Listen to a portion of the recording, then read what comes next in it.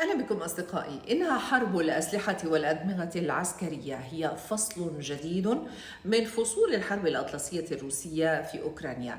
جددها وصول أسلحة غربية متطورة إلى أوكرانيا والرد الروسي عليها بإدخال أسلحة حديثة. كل الأسلحة التي تسلمتها أوكرانيا هي بهدف تحقيق الانتصار في هجوم الربيع المرتقب، وأبرزها حتى الآن صاروخ ظل العاصفة أو ستورم شادو البريطاني الذي يصل مداه إلى أكثر من 250 كيلومترا، وأول ضرباته استهدفت مصانع أغذية في لوغانسك. ولكن هل ستستخدمه أوكرانيا ضد أهداف في عمق الأراضي الروسية؟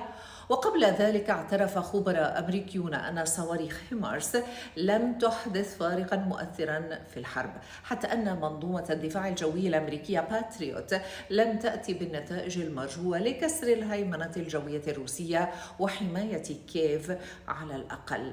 أما على الأرض فسينشغل العالم لمدة طويلة بحرب الدبابات ومعها حرب العقول العسكرية، فأوكرانيا تسلمت أحدثها من الغرب، ومنها ليوبارد الألمانية وتشالنج البريطانية، حيث يحذر عسكريون غربيون من أن روسيا استعدت لتدميرها وقررت إدخال دبابة أرماتا إلى الحرب وهي الأكثر تطورا في العالم. وقبل هجوم الربيع الأوكراني الذي يشكك الغربيون في احتمال نجاحه، شكلت الحرب الإعلامية على الأسلحة الروسية أحد أشكاله بالإعلان عن إسقاط الصاروخ الروسي المرعب كينجل أو الخنجر في كييف، ولم ينجحوا في تقديم صورة لحطام حتى الآن.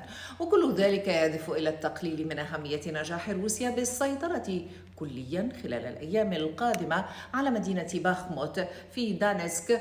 وستشكل السيطرة على باخموت منعطفا تكتيكيا للقوات الروسية عبر قطع خطوط الإمداد لعدة مدن في دانسك تسعى روسيا لدخولها بهدف استكمال السيطرة على ما تبقى من الدنباس. أما النقطة الأهم التي سجلتها روسيا، وكما يقول خبراء حرب الفضاء الإلكترونية، فهي النجاح مؤخرا في الوصول إلى طريقة تمنع الأوكران من الاستفادة من أقمار ستارلينك التي تبرع بها إيلون ماسك للأوكران. والأخطر هو النجاح في التشويش على صواريخ هيمارس الأمريكية وتدميرها. وعلى الجبهة السياسية فيبدو أن النخبة الحاكمة في ألمانيا قررت حسم خيارها بالعداء لروسيا، وأعلنت عن مساعدات عسكرية بقيمة تتجاوز 3 مليارات دولار لأوكرانيا، وبرضوخ كلي للإدارة الأمريكية.